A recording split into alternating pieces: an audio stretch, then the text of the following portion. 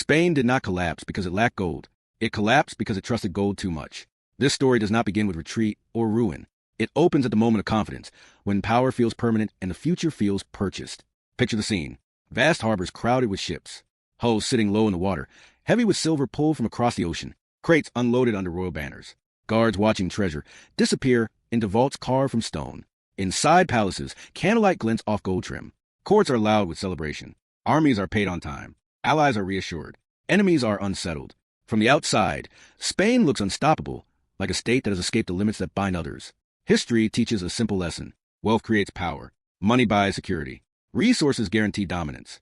But history also hides a darker truth. Wealth can disguise weakness. It can soften discipline. It can delay reality. Think about that. When money arrives easily, restraint becomes optional. Hard choices can wait. Failure can be postponed. Debt stops feeling dangerous and starts feeling useful. Spain found itself in exactly that moment, flush with treasure and convinced that gold itself was strength. This empire believed it had discovered a shortcut through history. Other states had to build slowly, invest carefully, and choose their battles. Spain believed it could pay its way forward. Wars could be financed instead of decisively won. Loyalty could be bought instead of patiently earned. Problems could be covered in silver instead of confronted. Every shipment of treasure reinforced the same belief. Tomorrow could always be handled later. The future could be rolled forward on credit, as long as the gold kept coming. The stakes were immense. Spain ruled territories on multiple continents. Its fleets crossed oceans with authority. Its decisions shaped the balance of power in Europe. This was not a fragile kingdom gambling on hope. This was a global empire operating at full scale. But beneath the gold-plated surface sat a dangerous assumption no one wanted to question. What happens when money replaces strength? What happens when appearance becomes more important than capacity? What happens when wealth is mistaken for power itself? Imagine standing in a throne room lined with treasure. The walls gleam. The ceiling towers above you. The room feels solid, eternal, immovable. But beneath your feet, unseen, the floor slowly weakens. The cracks are silent. The decay is gradual. Nothing looks wrong. That is the most dangerous moment in any system. When collapse does not announce itself. When warning signs are drowned out by success. Spain's story begins there, not at the end, but at the height. It is a story about incentives, not intentions. About systems, not personalities. About how easy money changes behavior long before it destroys outcomes. When wealth arrives without effort, effort loses value. When spending feels limitless, priorities blur. When borrowing feels painless, accountability fades. Spain did not choose weakness. It drifted into it, guided by the quiet logic of abundance. The empire's leaders saw gold as freedom. Freedom from scarcity. Freedom from constraint. Freedom from delay. Gold allowed them to move faster than rivals and recover from mistakes without consequence. Or so it seemed. Every crisis could be met with spending. Every shortage could be filled with imports. Every military campaign could be funded with promises of future treasure. This created an illusion of control so convincing that even failure looked manageable. But control built on money alone is brittle. It depends on constant inflow. It demands uninterrupted access. It assumes the future will behave like the past. Spain's power rested on that assumption. As long as the ships arrived, nothing else truly mattered. Production could lag. Trade could weaken. Institutions could stagnate. The gold would compensate. Or so they believed. Think about how dangerous that belief is. When a system stops rewarding strength and starts rewarding access, priorities shift. Those closest to the gold gain influence. Those who build capacity lose relevance. Over time, the empire learned to manage treasure better than it managed itself. Administration revolved around distribution, not creation. Policy revolved around spending, not structure. The empire looked rich, but it was becoming hollow. To the outside world, Spain's wealth felt intimidating. Rivals saw gold and assumed resilience. Allies saw spending and assumed stability. Creditors saw silver and assumed repayment. But gold does not tell you how strong an economy is. It only tells you how much money passed through it. Spain's mistake was believing that was enough. That flow could substitute for foundation. That cash could replace capacity. This chapter is not about failure. It is about confidence. About the moment when success becomes self-justifying. When a system stops asking why it works and starts assuming it always will. Spain's empire did not collapse suddenly. It first became comfortable. Comfortable with debt. Comfortable with dependence. Comfortable with the idea that power could be stored in vaults instead of built in workshops, ports, and institutions. The illusion of permanence is seductive. When wealth accumulates quickly, it creates the feeling that history has been beaten, that the old rules no longer apply. Spain believed it had escaped the slow grind of economic reality. Others had to trade. Spain could extract. Others had to produce. Spain could purchase. Others had to plan. Spain could react. It felt like progress. It felt like dominance. It felt like victory over limitation itself. But limitation does not disappear. It waits. It shifts location. It moves from the visible to the invisible. Spain's limitation was no longer money. It was discipline. It was adaptability. It was the ability to function without constant inflows of treasure. Those weaknesses were easy to ignore because gold was loud. It glittered. It reassured. It silenced doubt. This is a central question at the heart of Spain's story. Can wealth replace strength? Can money stand in for productive capacity? Can spending substitute for resilience? For a time, Spain's empire answered yes. The world believed it. Spain believed it most of all. That belief shaped every decision that followed. What makes this story unsettling is how familiar it feels. The mechanics are not ancient. Easy money distorts behavior in every era. When income arrives without effort, spending grows faster than capacity. When debt feels cheap, it multiplies. When success feels guaranteed, reform feels unnecessary. Spain's empire became a case study in how abundance can weaken systems more efficiently than scarcity ever could. As the story unfolds, remember where it began. Not with decline, but with confidence.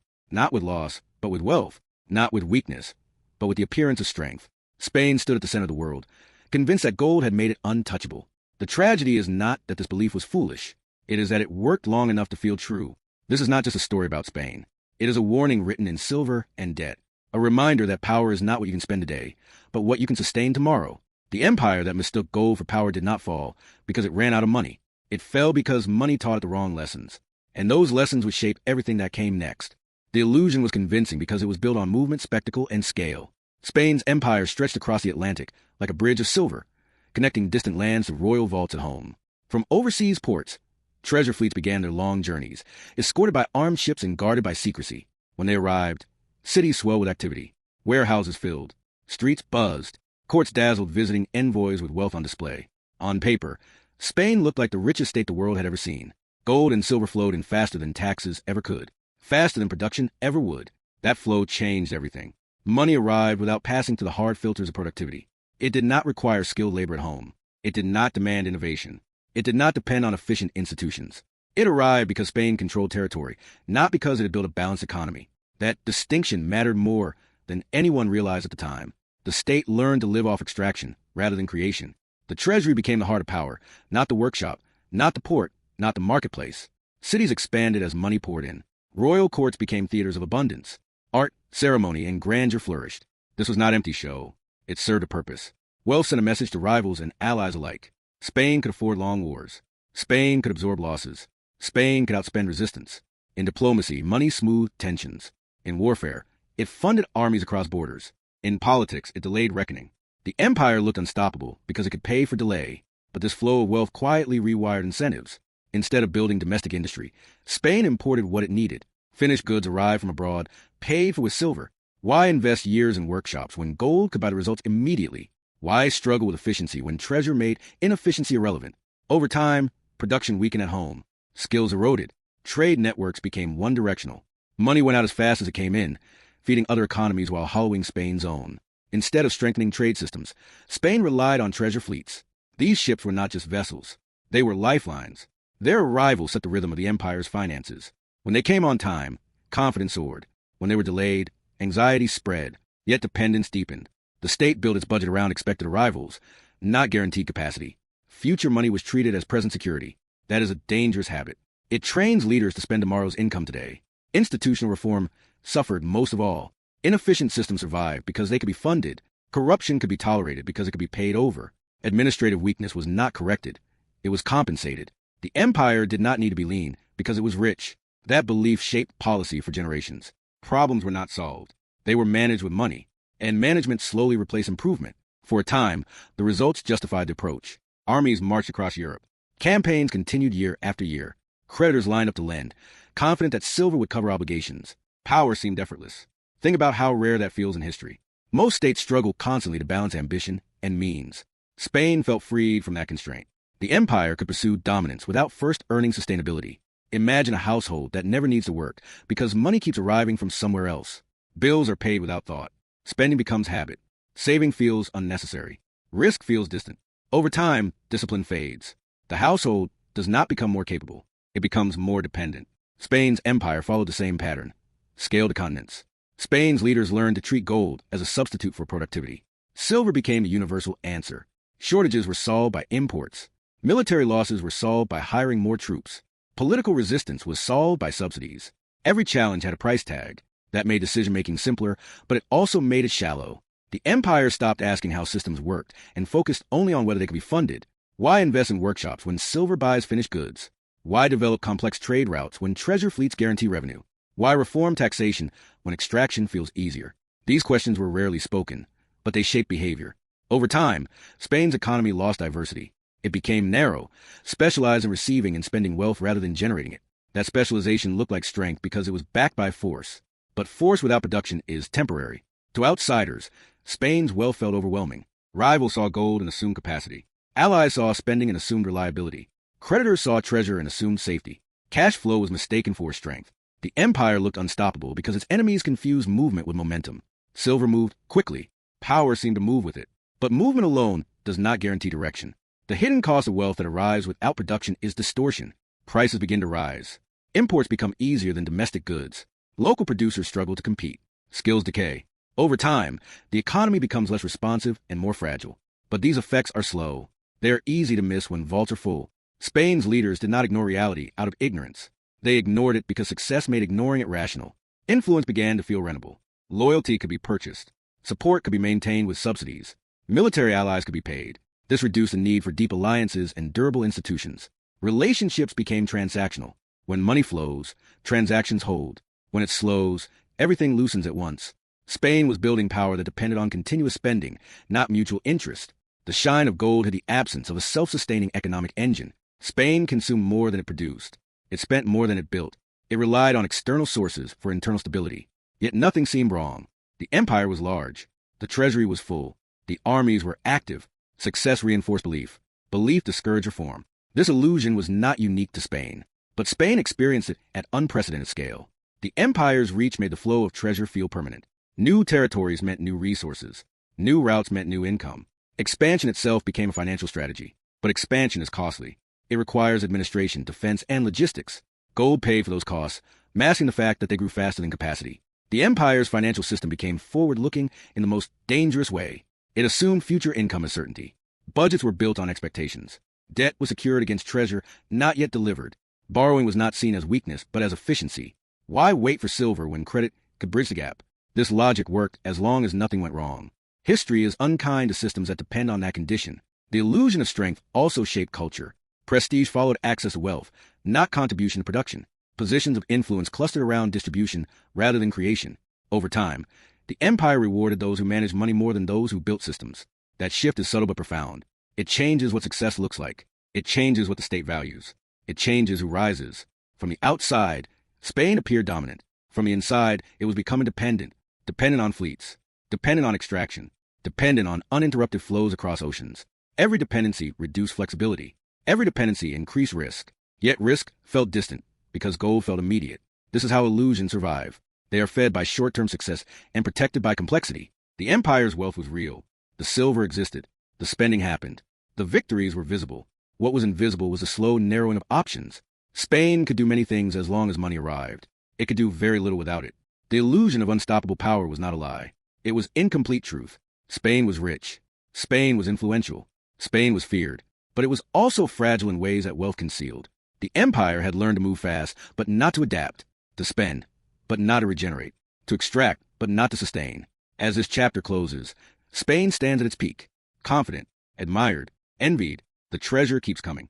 The courts keep shining. The armies keep marching. Nothing appears broken. That is precisely the danger. When systems fail quietly, they do so from the inside out. The illusion of strength remains intact right up until it can no longer be paid for. This is the moment before pressure, the calm before constraint. The empire has mistaken cash flow for capacity, and the world has agreed with the mistake. The gold still shines. The question is how long that shine can hold. The cracks did not appear with noise or spectacle. They formed quietly, hidden beneath movement and money. Silver flooded Spain's economy year after year, and prices began to rise. What gold could buy yesterday cost more tomorrow. Food, tools, labor, transport, all became more expensive. Wages struggled to keep up. Fixed incomes fell behind. The change was gradual enough to be ignored, but persistent enough to matter. Inflation does not announce itself as danger. It arrives disguised as prosperity. As prices rose at home, Spain's goods became less competitive abroad. Why buy domestic products when cheaper alternatives could be found elsewhere? Imports grew easier. Exports grew harder. Silver flowed out to pay foreign merchants, shipbuilders, and suppliers. The treasure that arrived with ceremony often left quietly, redistributed across Europe in exchange for finished goods and services Spain no longer produced efficiently. Money passed through the empire instead of settling into it. This was the first hidden weakness. Spain was rich, but it was not retaining wealth. It was consuming it. The economy began to resemble a funnel rather than a reservoir. Silver entered at the top and spilled out through countless channels. The state funded wars, paid interest, imported supplies, and subsidized allies. Each expense felt justified. Each one felt temporary. Together, they became permanent. Debt grew alongside spending. At first, borrowing seemed rational. Why wait for treasure when credit could accelerate action? Loans were taken against expected arrivals. Future silver was promised to cover present needs. This turned debt from an emergency measure into a routine instrument. Borrowing stopped being a signal of stress and became a feature of governance. That shift is subtle, but it changes everything. When debt becomes normal, risk becomes invisible. Think about how fragile that logic is. It only works if tomorrow behaves like yesterday. It assumes uninterrupted flows. It assumes no shocks. It assumes perfect timing. Spain's finances became dependent on conditions it could not fully control. Oceans do not respect schedules. Wars disrupt routes. Storms scatter fleets. Enemies adapt. Each disruption exposed how thin the margin truly was. When ships were delayed, panic followed. Not because the empire was suddenly poor, but because obligations had already been made. Soldiers needed pay. Creditors expected interest. Imports were already ordered. The budget had been spent before the money arrived. Each delay forced emergency borrowing. Each loan increased dependence. Each promise tied the future more tightly to uncertain flows. This was a turning point. Power built on leverage instead of production becomes fragile. Imagine a machine that runs only as long as fuel deliveries never stop. It does not matter how powerful it looks while fuel arrives. One interruption and everything freezes. Spain's empire had become that machine. Vast, impressive, and dependent on constant input. The illusion of control began to crack under pressure. As debt grew, lenders demanded assurances. Interest rates reflected risk. Confidence wavered. Defaults followed, not as single catastrophes, but as repeated episodes. Each default damaged credibility. Each damaged credibility made borrowing harder. The empire responded the only way it knew how, by spending more to maintain appearances. Money that once felt like strength now acted like a chain. Spain could not easily cut spending without consequences. Armies needed funding to maintain control. Allies needed subsidies to remain loyal. Administrations needed salaries to function. The empire had grown large in a way that required constant feeding. Cutting back risked unraveling influence. Continuing forward deepened the trap. Silver also distorted incentives within the economy. Those closest to distribution thrived. Those engaged in production struggled. Over time, fewer people invested in building capacity. Why commit to long-term productivity when short-term access to money was more rewarding? This hollowed out the economic base.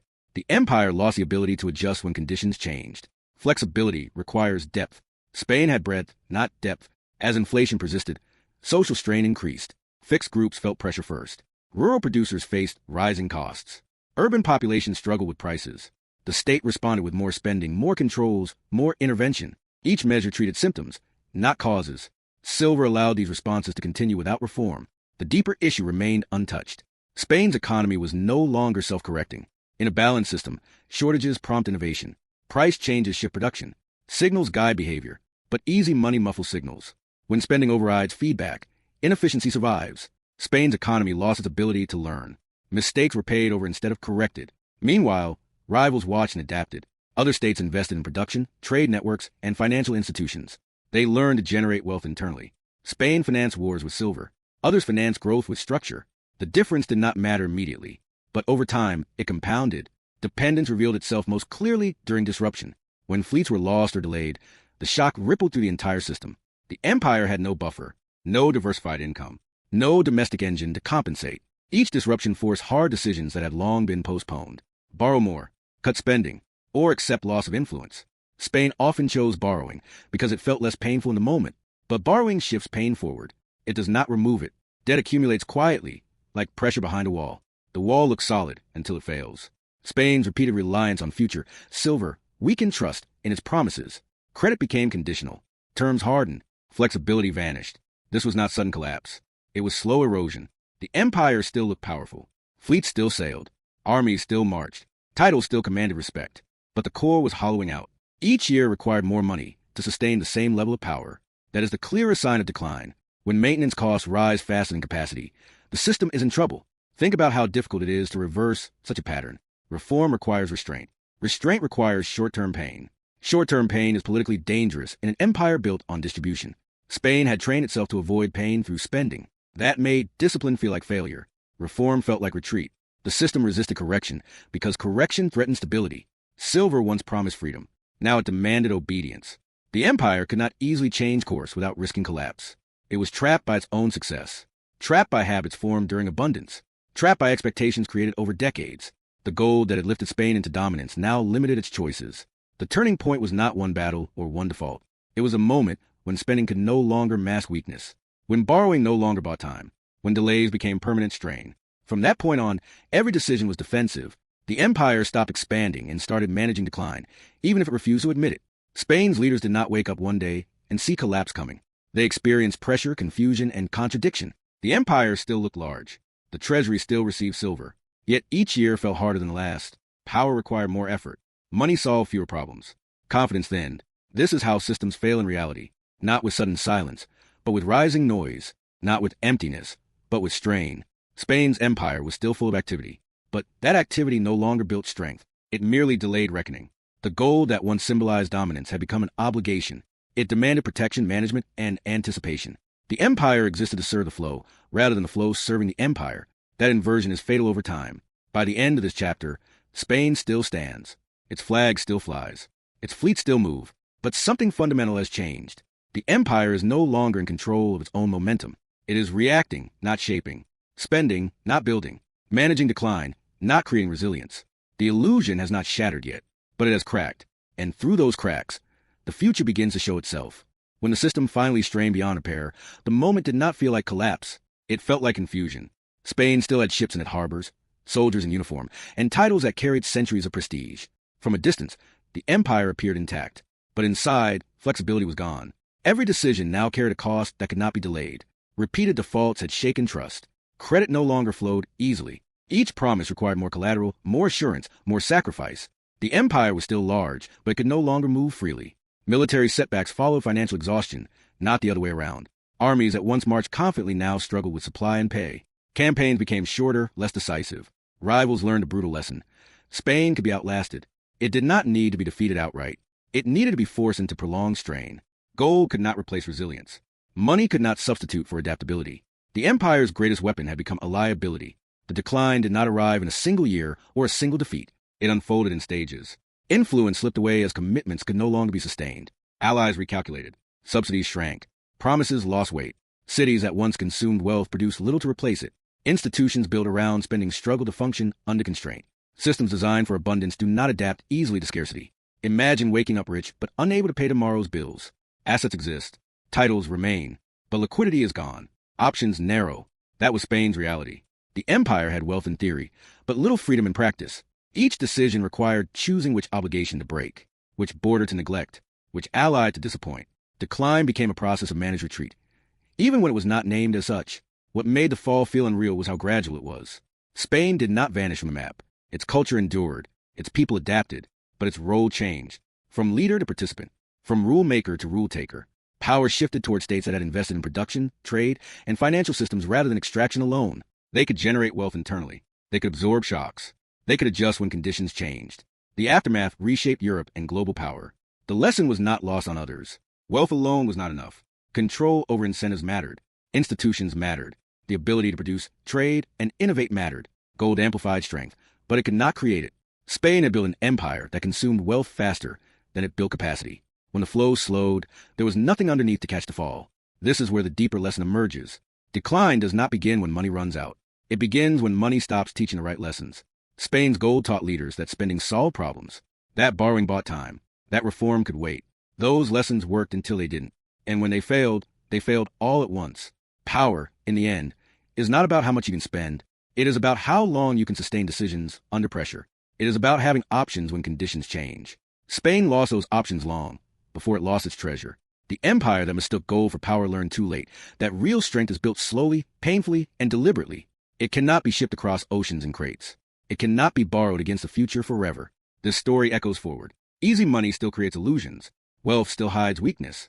Systems still confuse appearance with capacity. The mechanics have not changed. Only the materials have.